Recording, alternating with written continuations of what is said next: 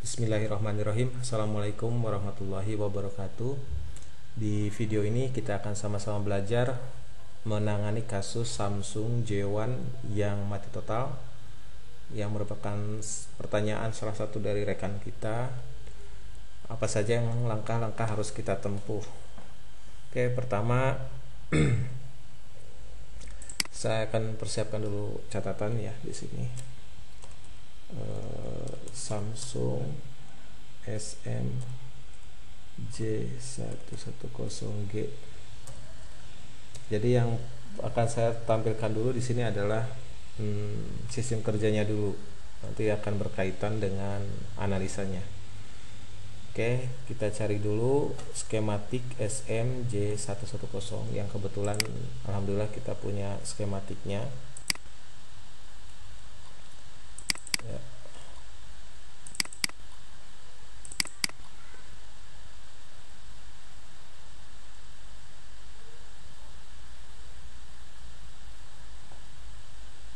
Oke, kita buka. Nah, di sini kita dapatkan dua buah konten dari skematik. Jadi kita tidak murni dapat skematiknya. Di sini hanya kita dapatkan untuk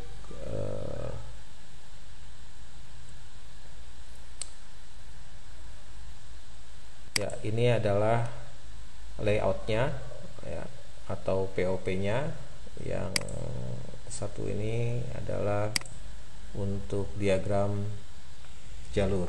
Oke, saya akan coba mengurai dulu ya apa yang dimaksud dengan ponsel kondisi mati total. Ya, kita kenali dulu bloknya ya. Di sini ada untuk ya, kebetulan di sini kita hanya punya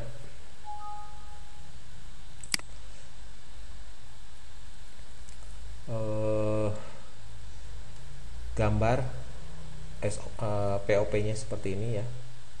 Nah, jadi blockingnya kita ketahui bahwa nanti satu motherboard ini atau mainboard ini nanti di sini akan ada modul baseband dan ini adalah modul RF ya. Jadi dua modul utama inilah yang akan menjadi pembahasan atau motoriknya ponsel. Sedangkan di UI-nya akan ada sistem konektor ya. Jadi semua yang bersifat header konektor di sini ya. Itu adalah bagian UI-nya. Oke. Jadi setelah kita kenali bloknya, untuk membahas mati total kita akan lebih terkonsentrasi di blok baseband ya, di mana di blok baseband ini biasanya akan ada 4 sampai 3 komponen utamanya, yaitu seperti IC power, kemudian CPU dan memory storage atau eMMC atau IC flash. Oke, langsung saja saya akan melengkapi dulu. Di sini kita punya skematiknya ya, dan kita punya POP-nya. Ya, saya akan coba mencari servis manualnya untuk melihat troubleshootingnya. Jadi akan kita combine dengan troubleshootingnya. Biasanya kita dapatkan dari servis manual. Jadi setelah kita dapatkan skematik dan POP-nya, saya akan coba di sini mengambil servis manual ya. Servis manual Samsung SMJ110G. Nah, mudah-mudahan kita dapatkan servis manualnya ya. Oke, skematik diagram. Nah, di sini ada tembelpanci.com atau forum yang Smart View Forum ya. Kita lihat mana yang tidak berbayar saja.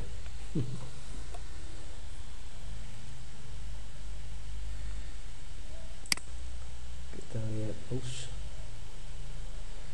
Oke, kita cari lagi.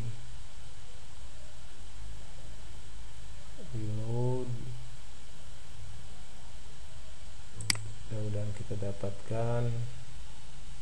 Oke, di sini akan kita dapatkan skematik. Oke, J1 AC ya.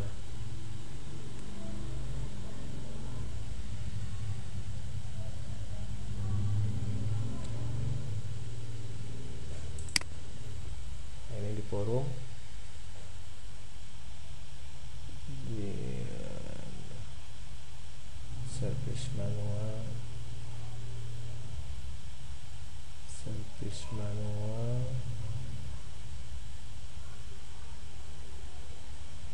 oke lah, kita ambil dulu aja di sini download. Di sini kita ambil,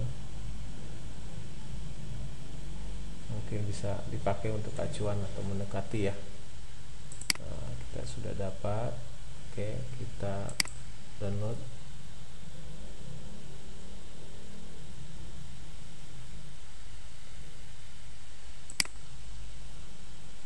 Ya, mohon maaf, ini terlalu lemot.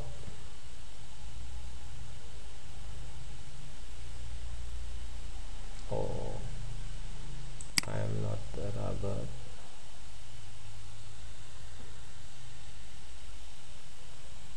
Select all image, bicycle, sepeda dengan orangnya di sini ada 3. Oke, tidak ada lagi. Verify.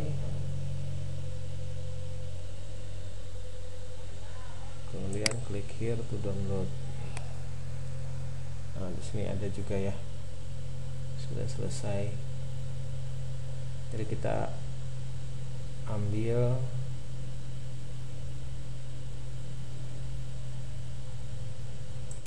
get link. Oke, kita close. Kita dapatkan seperti ini.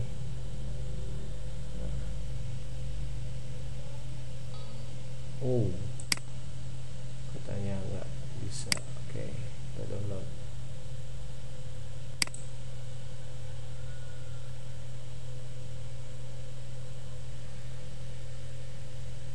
Tadi downloadannya.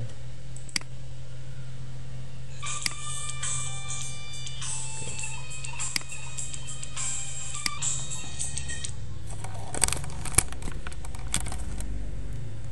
Ya, halo. Halo ya, lagi bikin video seperti biasa. Kenapa? Enggak, lagi download juga. Kenapa cantik? Kenapa sayang?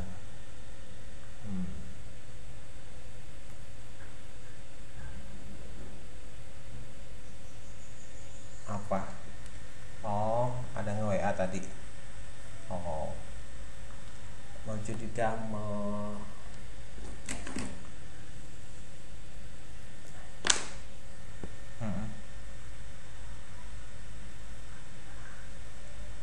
Now postingan now.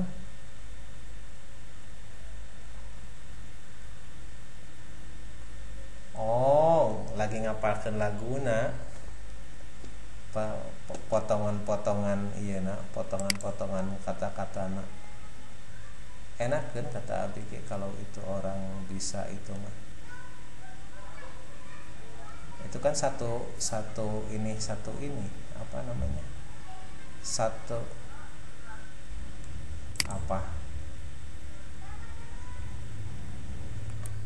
Waduh, alhamdulillah.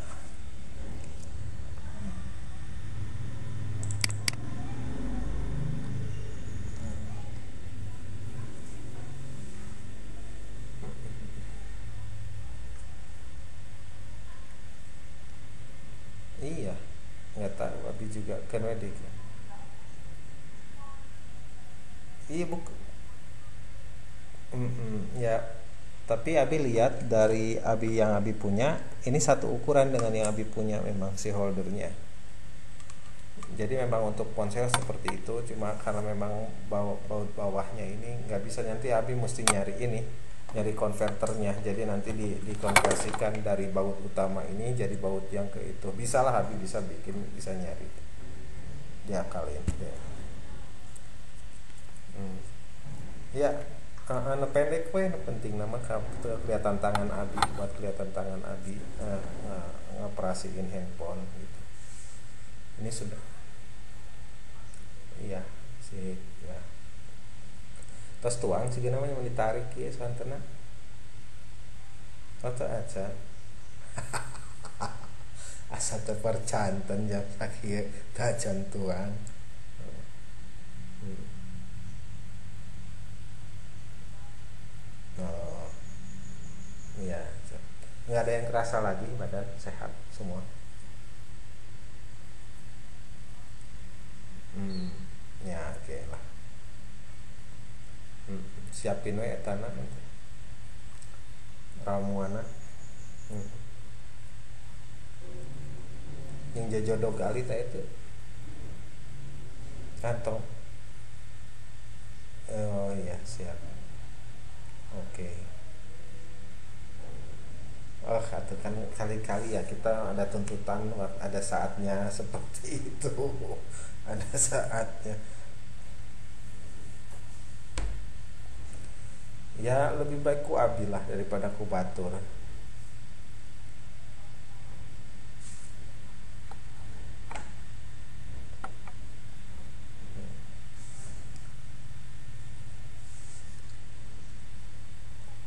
Iya, abi ada mana videonya.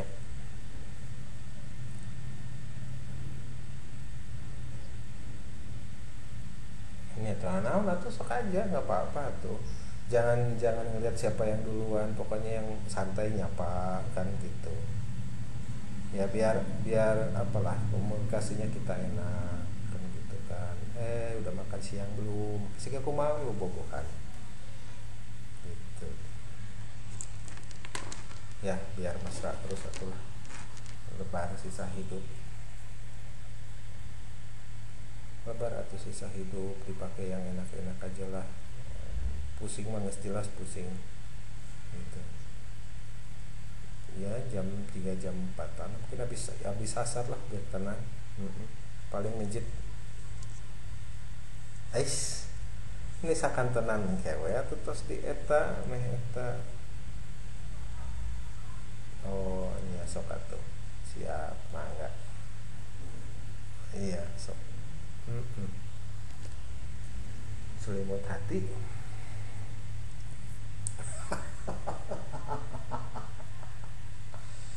Aku kan menjadi mimpi-mimpimu. Ya itu lagu selimut hati.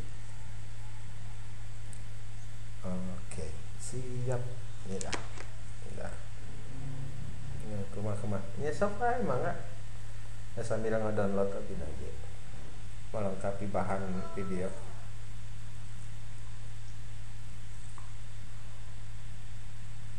Nah itu tuh ada waktunya cek abi oke kan kemarin nggak begitu.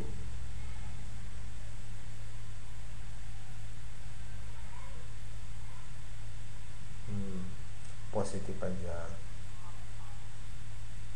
positif thinking aja.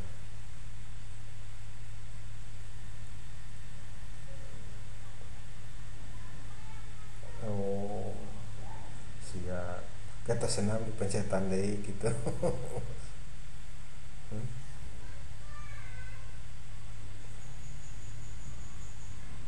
Aduh luar biasa. Entong pijit heula meh senamna lancar. Nya ke alasan hayang di pijit deui kana naon.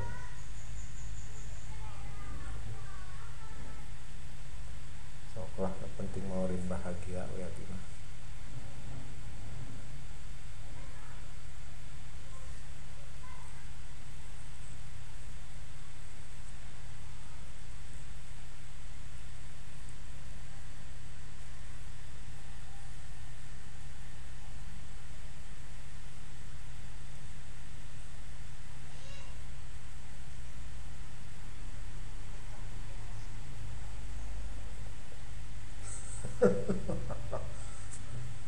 Siga nu moyan harita ngan simet.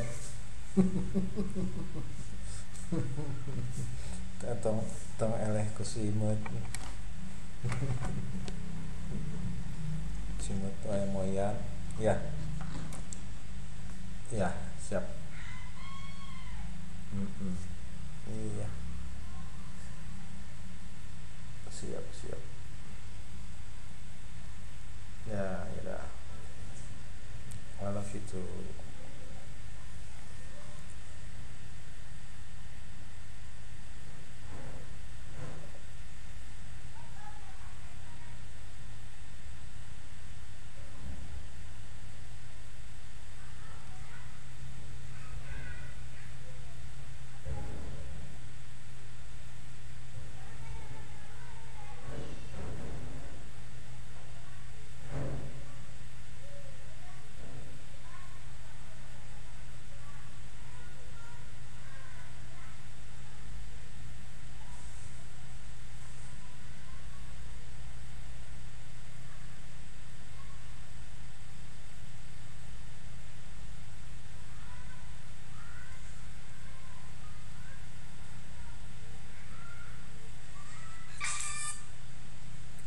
Ya, apa? A- apa? Apa? Hah? Oh, belum. Oh iya sok atuh, mangga. Tapi dia numpang ngambil nu kiker atuh, udah tong teu kiker mah atuh. Cariin yang kiker sok. Udah. Udah.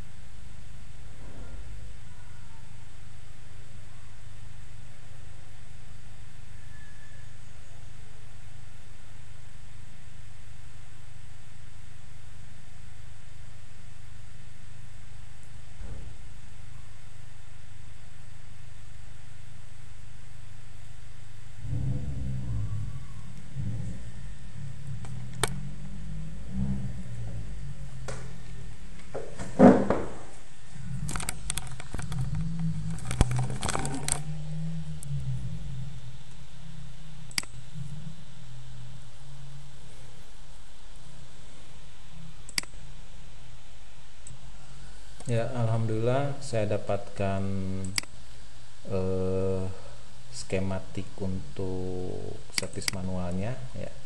Ini akan saya lengkapi ke skematik yang saya punya ya. Nah, jadi ini kita masukkan paste. Nah, jadi lengkaplah.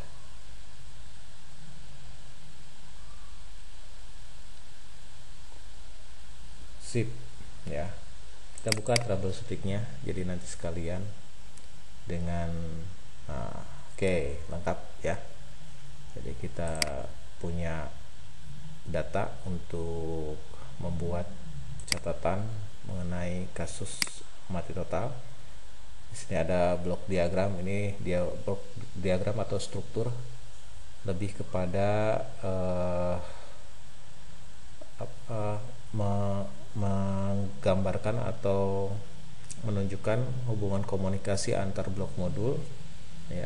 Seperti ini sangat penting sekali sebetulnya mengingat kita bisa memanfaatkan jalur-jalur di sini.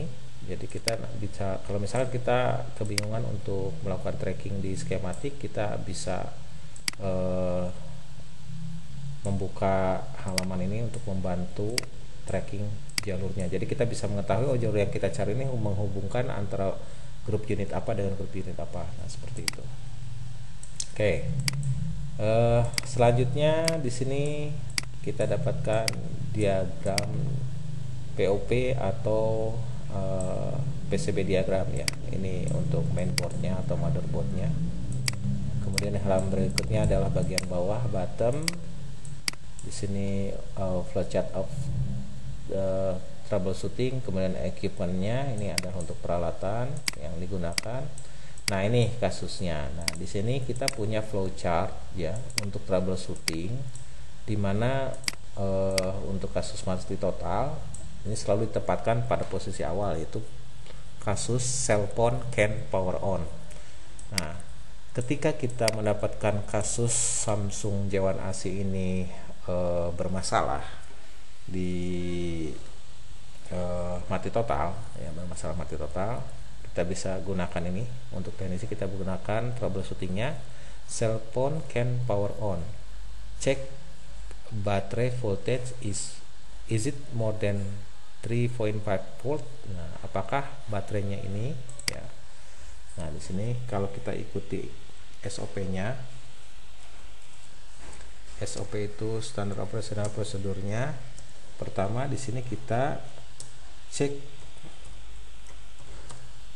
sumber tegangan. Sumber tegangan.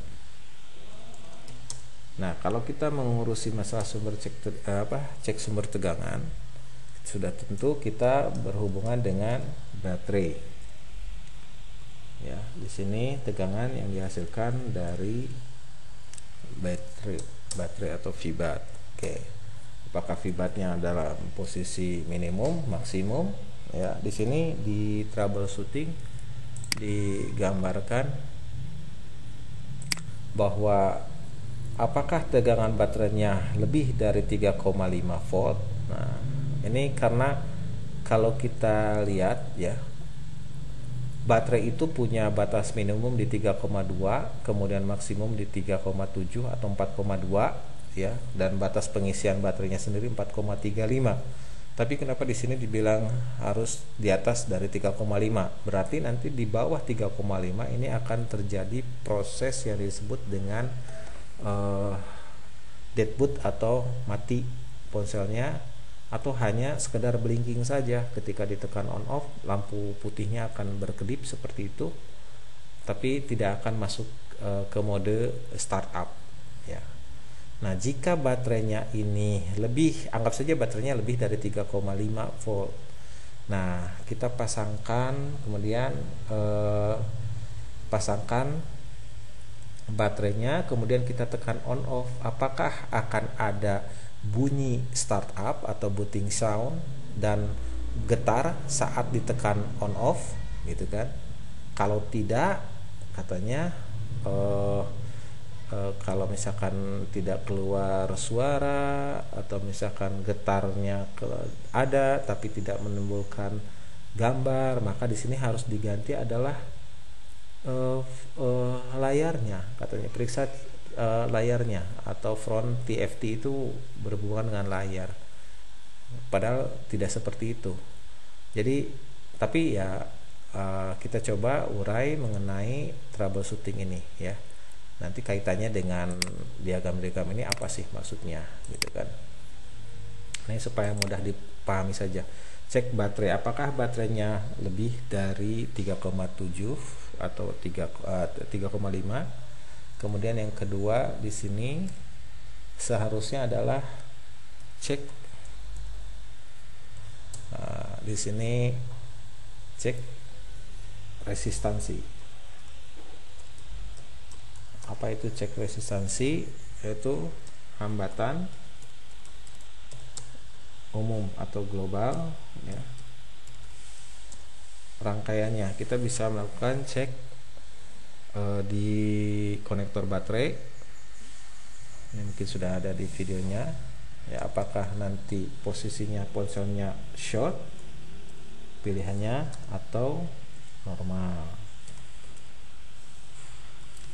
Oke, nanti ada video khususnya. Yang ketiga, nah, koneksikan jika anggap saja ponselnya itu mempunyai nilai hambatan globalnya normal.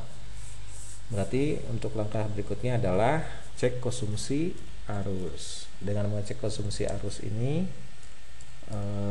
kita bisa meminimalisir atau melokalisir permasalahannya berada di blok mana. Nah, ini teknik ini sebetulnya dikenalkan oleh Kang DJ Jangki ya. Boleh rekan-rekan lihat video-videonya, luar biasa. Dari sana kita bisa mengetahui apa blok yang bermasalah. Nah, ini blok bermasalah. Jadi kenapa langkah ini yang harus kita ambil? SOP ini kalau di teknisi luar negeri ini disebutnya dengan istilah entry level service ya. Nah, ini pada saat masuk ini kita harus melakukan kegiatan atau langkah-langkah seperti ini. Cek sumber tegangan. Cek sumber tegangan ini mengacu kepada voltage. Nah, ini voltage atau volt, tegangan. Perlu kita ketahui kenapa harus dicek dulu seperti ini ya. Pertama, cek tegangan. Ini akan menghasilkan nilai yang disebut dengan volt atau voltage. Kemudian cek resistansi hambatan global. Apakah ponsel itu nanti ada short atau normal? Ini adalah berhubungan dengan resistansi atau hambatan ya. Ini akan masuk ke dalam satuannya adalah ohm. Dan yang terakhir ini adalah cek konsumsi arus. Nanti hasil yang akan didapatkan dari pengukuran arus, konsumsi arus ini adalah intensity ya, dan intensity atau intensitas kerapatan dari arus. Ini current itu arus ya. Ini satuannya adalah ampere. Begitu. Nah, dari sini kita bisa mengetahui bahwa sebetulnya syarat sebuah rangkaian itu minimalnya ini harus ini dulu yang diperiksa. Nah, kalau kita masukkan ke dalam rumus elektronikanya adalah volt adalah hasil kali antara arus atau intensity dikali hambatan atau resistan. Nah, jadi jika kita cek baterainya 0, otomatis semua unsur-unsur kelistrikannya juga 0 gitu. Kalau voltnya 0 di sini arusnya juga bisa jadi 0 walaupun ada hambatan, ada kabel, kan begitu. Nah, kalaupun misalkan kita ukur ternyata ada short, full short, berarti nilai hambatannya mendekati 0 ohm. Nah, kalau kita masukkan ke sini nilai 0-nya, berarti nanti I dikali 0 ya tetap ujungnya 0. Nah, kemudian jika kita lihat baterainya bagus atau power supply-nya bagus, kita pasangkan ke mesin ponselnya, tekan on off ya, ini handphonenya normal, nggak ada hambatan, tapi arus tidak ada yang keluar. Nah, atau 0, berarti 0 kali R ya tetap nanti ujung-ujungnya 0 juga. Nah, jadi inilah yang disebut dengan unsur kelistrikan. Kenapa langkah-langkah untuk SOP atau entry level service atau pengecekan awal kita wajib mengetahui dulu ini. Inilah logika rangkaian. Jadi rangkaiannya ada di sini. Ya, bahwa syarat sebuah rangkaian bekerja itu harus ada unsur-unsur kelistrikannya. Nah, inilah yang disebut dengan 3 unsur kelistrikan, yaitu tegangan, arus, dan hambatan. Jadi tegangan adalah hasil kali dari arus yang melewati sebuah penghantar. Jadi tidak mungkin kalau salah satu unsurnya ini jadi 0, maka hasilnya juga akan jadi 0. Nah, itu maksudnya dengan logika. Jadi teknisi itu harus bangun dulu di logikanya. Ya, mudah-mudahan ini bisa bermanfaat ya. Nah, sambil ngabuburit saya sampaikan ini. Jadi pada saat kita mendapatkan handphone yang mati total, hal-hal yang harus kita lakukan adalah tahapan-tahapan SOP atau entry level service-nya seperti ini. Cek dulu baterainya, apakah baterainya memenuhi syarat atau tidak.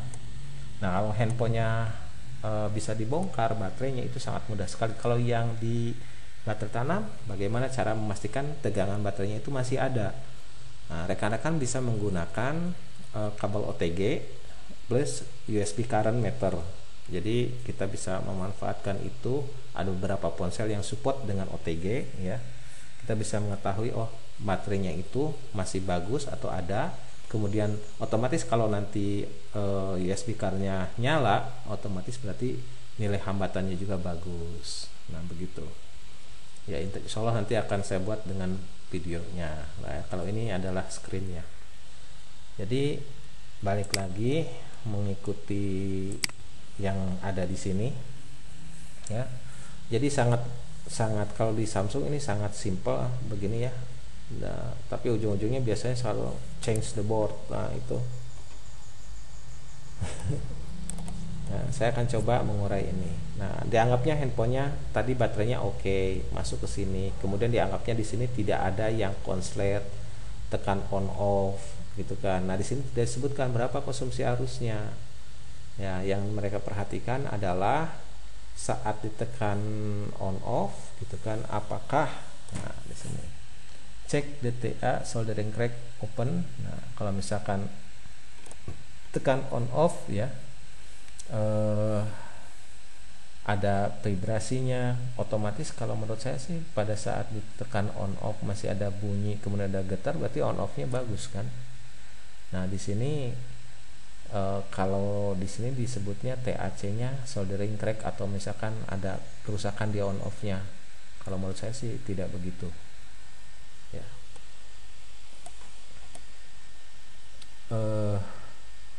Saya lanjutkan saja, anggap aja untuk tekan on off apakah ada konsumsi arus atau tidak.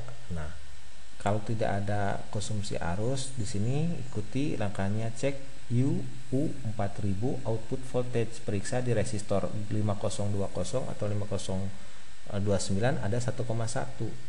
Nah, kalau mengikuti ini tanpa ilmu dasarnya ya, tentu akan menjadi pusing. Nah, oke, saya akan pastikan bahwa kalau handphone mati total, saya akan buat shortcuts-nya saja. Misalkan handphonenya tidak bisa hidup. Setelah kita lakukan langkah-langkah seperti ini, yang paling terpenting adalah periksa konsumsi arusnya. Tapi itu pun setelah kita cek tidak ada short. Ya. Setelah kita lakukan ketiga ini, maka saya akan berikan solusi. Apa sih yang disebut ponsel mati total? Ponsel mati total itu intinya. Apa yang dikategorikan ponsel hidup dan ponsel mati total? Ponsel hidup atau ponsel mati total dibedakan dengan apakah CPU-nya bisa melakukan aktivitas atau tidak. Jadi lebih konsen ke sini dulu ya. Nah, biasanya kalau di Samsung berapa sih konsumsi arusnya? Ini sekitar 50 mA ke bawah kalau yang single engine ya. Kita langsung cek ke UCP 3001. Apa itu UCP 3001? Nah, UCP itu adalah UCP ya, unit central processor ya. Jadi UCP ini. Jadi untuk kasus mati total ya, dengan konsumsi arus di bawah 50 mA untuk single engine, ada baiknya kita konsentrasi ke kebutuhan daripada UCP. Nah, di sini atau SOC. Nah, ini saya tambahkan di sini adalah SOC, System on chip. Oke. Apa kebutuhan UCP? Ya, UCP 3000. Ya, oke. Kenapa kita ambil dari sini? Mana UCP-nya? Nah, ini UCP 3000. Oke.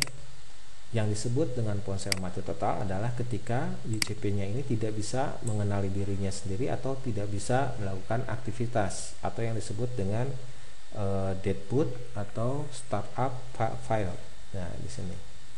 Oke, kita langsung saja UCP 300 ini apa gitu. Nah, kalau untuk mengetahui jenisnya kita bisa browsing ya, di skematik nanti akan kita dapatkan serial dari IC-nya, dan kalau kita punya part list-nya kita bisa ngecek jenisnya apa, jenis IC-nya apa.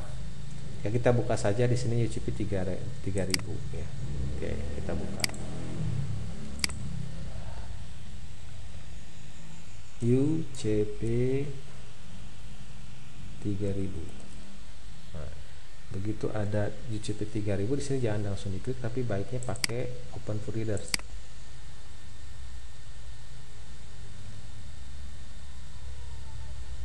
Jadi kita dapatkan seperti ini. Nah, seperti ini UCP, berarti akan ada dua blok atau istilahnya room di dalam internal IC SoC-nya atau CPU-nya. Akan ada ya UCP 1, room 1 dan room 2. Nah, kita ambil di sini UCP itu ada 2 room.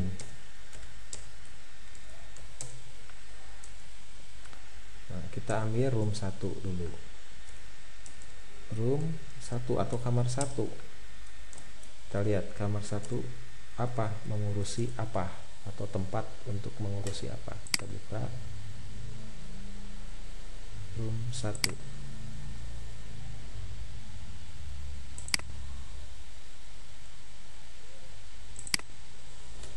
Oke, room 1 kita klik. Nah, ini kita perbesar room 1. Oke, room 1 kita kenali dengan melihat skematik. Berarti ini mengurusi hubungan dari CPU yang akan terhubung dengan dengan IC eMMC atau eMCP ya. Di sini dengan DDR berarti dengan RAM. Kemudian di sini berhubungan dengan USB. Kemudian kita lihat di sini berhubungan dengan MMC ya. Kemudian nanti di sini berhubungan dengan LCD atau kamera ya. Ini bagian ke interface, kemudian ini dengan kamera. Oke, di sini berhubungan dengan GPS, kemudian touch panel, touch screen ya, di sini touch panel. Oke, ini nanti berhubungan dengan apa yang disebut kamar atau room untuk kebutuhan ya. Ini ruangan kontrolnya di sini ada juga ya, untuk seperti power reset. Nah, seperti ini ada untuk kontrolnya ya.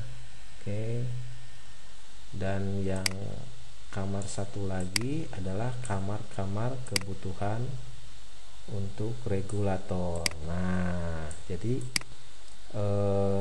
ternyata di kamar UCP 2 inilah yang harus kita perhatikan lebih dulu ya. Ini room 2. Nah, kenapa harus room 2 dulu? Logikanya kan kalau ruangannya gelap nggak bisa dipakai kerja. Artinya jika ruangannya belum teraliri listrik, maka komponen tidak bisa hidup. Jadi room 2 dulu yang harus kita pelajari. Bagaimana caranya? Kita lihat di sini ada room 2. Nah, tegangan yang paling utama untuk kamar regulator ini, di sini ada tulisan VCC main. Ya, ini adalah tegangan utama yang akan masuk melalui beberapa kaki IC. Jadi tidak hanya satu kaki IC yang dapat, tapi kan beberapa sel atau address di sini ya. setiap di sini akan ada room lagi di sini ya. Ini mendapatkan lewat C3028.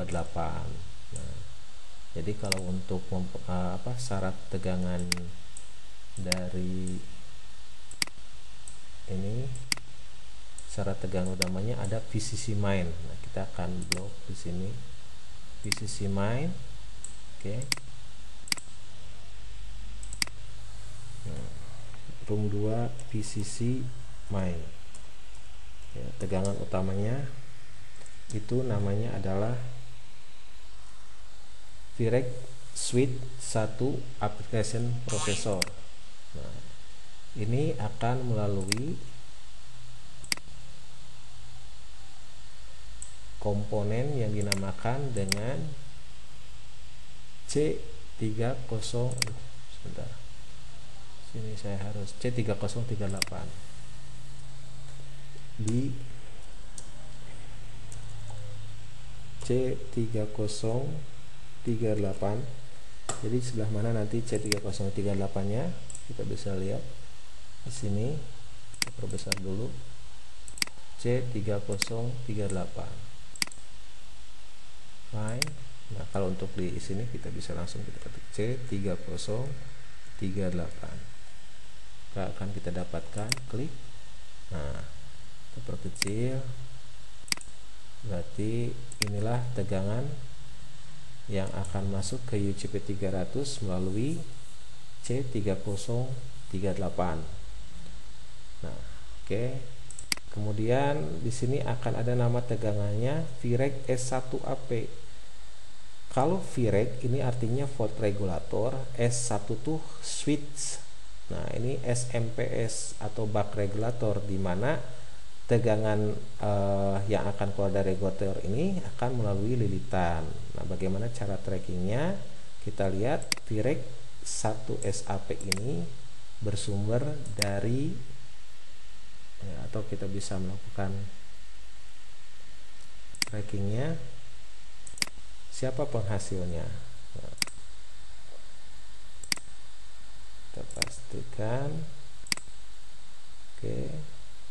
Kita buka dulu, maaf. Nah, ini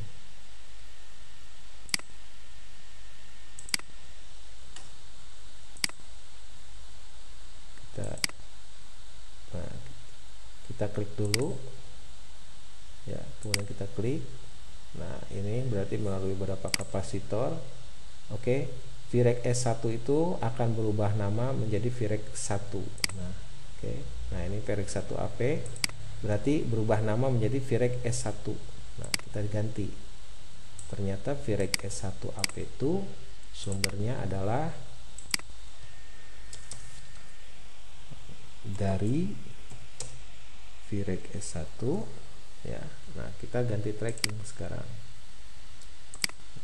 VREQ S1, kita cari sekarang VREQ S1 siapa penghasilnya. Kita search. Nah, kita dapatkan 6 lokasi ya. Ini biru yang sedang ditunjukkan. Selanjutnya, oke, bukan. Kita cari VREQ yang betul-betul namanya S1. Di sini VREQ 1 AP, nggak usah diklik lagi. Ya. Nah, ini berarti VREQ S1 yang kita tuju, yang kita cari. Nah, inilah sumbernya dari PM886 ya. Nah, ini VREQ S1. Nah, lewat C-nya adalah C. Ini tegangannya adalah VCore 1,2 volt. Oke, kita masukkan datanya dulu. VREQ S1 ini adalah untuk VCore 1,2 volt ya. C-nya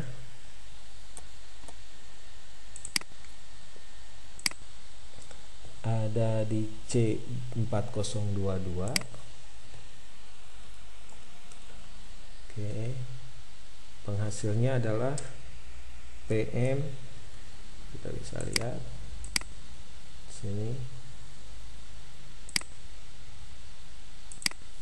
kita bisa lihat lewat L nya L4000 ya. Sedangkannya adalah U800 U4000 ya, di sini PM-nya 886 ya. U400 lewat L-nya, C-nya sekian, L-nya 4000, L 4000, IC-nya U4000 ya, grup unitnya U4000, PM 886. Coba saya ulang lagi, maklum faktor U ya, 886. Jadi jelas nanti kita bisa tracking bahwa sumber tegangan untuk CPU itu yang utamanya adalah VCC main lewat C3008. Nah, otomatis ini akan dekat dengan L4000 ya, sesuai dengan tadi kita trackingnya. Kemudian juga nanti akan dekat dengan C4022. Nah, digambar seperti apa? C4022. Nah, jadi kita bisa mengukur di kaki kapasitor ini atau kapasitor ini harus ada 1,2 volt. Itu adalah untuk kebutuhan utama dari V-core ya, V-core untuk UCP 3000. Nah, ini ada VCC mainnya di sini. Ini harus ada 1,2 di C3038. Saya rasa rekan-rekan tahu ya cara pengukuran tegangannya. Oke. Selanjutnya ini yang mainnya. Tegangan-tegangan yang lainnya ini akan kita cari ya di sini. Kalau nama sumber tegangannya seperti ini, VSIM IO, VIO, VCC IO NAND, VCC IO eMMC, ini kebiasaannya adalah output dari power yang bersifat regulatornya adalah LDO. Nah, tapi akan tetap kita cari juga ya. Ini setelah VREG 1 SAP kita nyari tegangan yang lainnya. Apalagi nih. Oke, kita cari semua tegangannya. Oke, kanan kiri. Mana dulu yang penting? Oke, kita cari dulu tegangan yang mana dulu yang penting. Oke, dari sini aja dulu.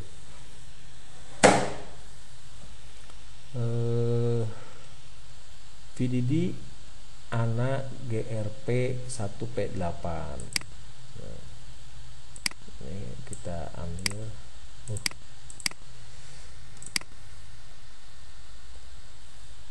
VDD ANA GRP ya, kita cari saja. Kita open for reader set, kita ketikkan saja di sini VDD underscore ANA underscore GRP underscore A1P8. Nah, copy ya, kemudian kita search. Ini yang akan masuk ke kaki U3000 atau ke SOC, dan inilah di sini terjadi perubahan nama tegangan. Jadi untuk nama VANA GRP 1P8, VDIC RF 1P8 itu sumbernya adalah ini. Nah, pencarian kita berganti ya. Oke, saya tulis dulu.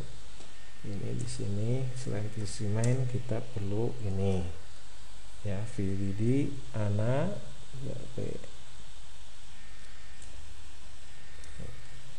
Asalnya dari mana? Nama tegangan aslinya adalah sesuai dengan tadi VS2 1P8. Nah, kita cari lagi. Nah, kita tracking. Yes. Nah, siapa penghasilnya? Kita lihat ya. Ini oke. Kemudian ini yang kita cari itu ya 1P8. Nah, ini yang sama karena sumbernya adalah dari switch mode atau dari SMPS, berarti kita nanti carinya yang memang betul-betul dibutuhkan betul-betul keluar dari IC power melalui lilitan ya, karena kita harus tahu nih kalau VREG S. Nah seperti nih, VREG S21P8 ini keluarnya ya melalui L4001, kemudian di sini C-nya 4025. Jadi di sini namanya tegangannya VREG S21P8. Perlu kita ketahui adalah tegangan dari tegangan digital untuk CPU-nya supaya bisa melakukan pengolahan data ya, seperti itu ya. Ini dari lewat C-nya tadi 4025, lewat L-nya 4001,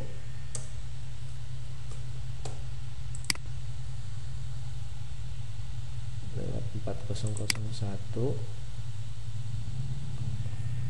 U4000 PM886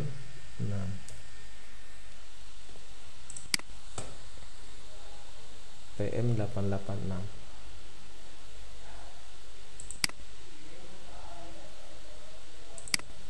Jadi kita dapatkan seperti ini ya. Oke. Nah, kita boleh cek semua tegangan yang keluar dari yang dibutuhkan oleh CPU ya tadi ya. Kita cari dulu yang betul-betul diperlukan oleh CPU atau UCP. Kita ada PCC main, kemudian nanti ada tegangan-tegangan lainnya ya. Biasanya kalau misalkan di sini ada 1P8 seperti tadi ada pengubahan nama tegangan. Nah, di sini ada referensi untuk nilai-nilai tegangannya. Jadi nanti perubahan jalurnya juga nanti di sini disertakan ya. Ada perubahan dan ini adalah letak-letak tegangannya ya. Jadi sini sebenarnya sangat lengkap sekali. Ya, caranya seperti yang tadi saya lakukan. Nah, itu tadi kamar yang berhubungan dengan room 1 atau diperlukan untuk supaya IC SoC-nya ini bekerja. Jadi ini yang dibutuhkan adalah kamar dari SoC-nya ini hidup terlebih dahulu gitu. Selanjutnya apa? Ketika SoC-nya ini sudah SoC-nya sudah hidup, terus nanti atau SoC-nya sudah mendapatkan sumber tegangan. Nah, yang langkah berikutnya yang harus kita lakukan adalah memeriksa tegangan di on off. Jadi setelah ada ada tegangan yang masuk ke IC ini, langkah selanjutnya adalah kita melakukan pengecekan di SoC, khususnya di kaki kontrol. Nah, kita mencari dulu kaki power reset yang untuk keypad.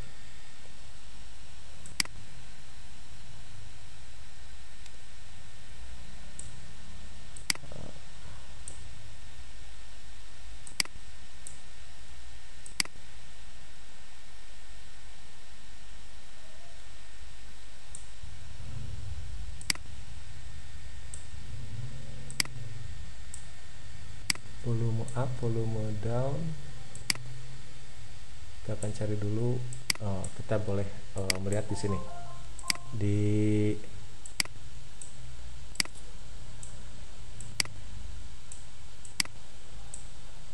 tombol on off. Kita cari dulu terlebih dahulu, kita cari di tombol on off ya. Di sini ada TAC 5000 ya, TAC 5000. Nah, seperti ini adalah tombol on off nya TAC 5000. Kita cari di skematiknya TAC 5000. Oke, seperti ini. Maka nama jalurnya adalah kita temukan PON on N. Jadi setelah IC-nya diberikan tegangan, yang harus kita cek apakah ada tegangan di kaki on off untuk bisa mengenable IC-nya bekerja. Oh ya, tadi harusnya di kaki power ya. Ini ada kesalahan. Harusnya di kaki U. Nah, ini ada tombol reset. Kalau di kaki IC CPU-nya tadi tombol reset yang harus kita cari. Nah, kita ke tombol on off dulu.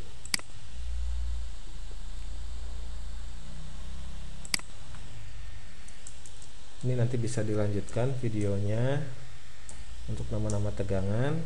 Nah, tapi yang paling terpenting dari UCP 3000 ini, setelah kita cek di tombol TAC 5000, ini harus ada sumber tegangan untuk tekan on off. Nama jalurnya adalah ini, power on N.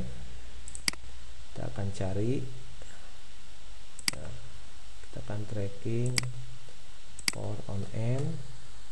Ini jelas akan masuk ke IC power.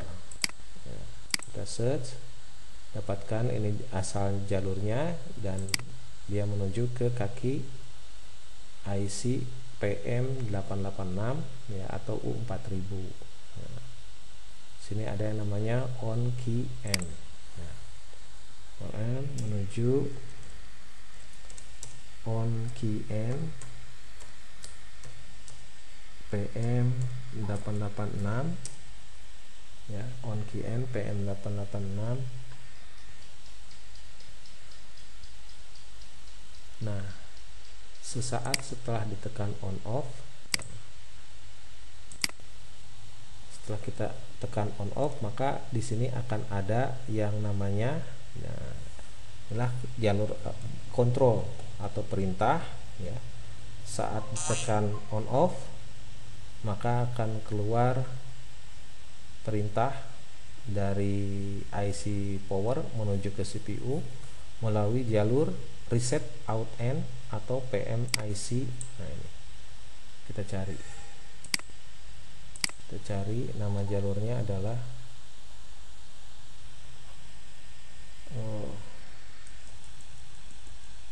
PMIC underscore RST underscore out N.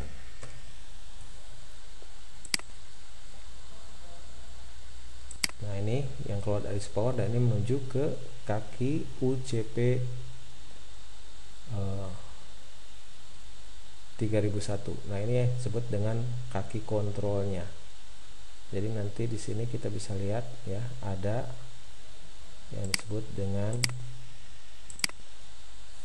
nah dari sini langkah selanjutnya kita lakukan pengukuran di PMIC reset out N. Nah, biasanya kaki itu akan ada di sebelah sini ya. Nih, kita coba ada nggak test pointnya. Nah, ini tidak ada test pointnya. Berarti nanti ada beberapa yang memang ada test pointnya. Nah, untuk hal ini dia tidak ada test pointnya. Oke, setelah itu nanti akan ada feedback atau respon dari CPU ya. Respon dari CPU-nya ini bisa berupa perintah. Di sini akan ada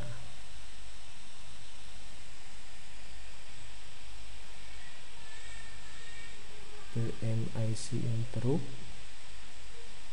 dan sini, nah kita lihat di balik lagi di nah, ya, PMIC interrupt dengan PMIC reset out ini akan keluar dari IC power. Nah, ini tinggal kita dapatkan respon baliknya dari CPU ke IC power. Ini sebentar di sini. Nah, ini akan berbarengan. Di sini ada VCXO enable. Cuma untuk mendapatkan ininya saya ingin memastikan jalur yang dipakai untuk respon dari CPU.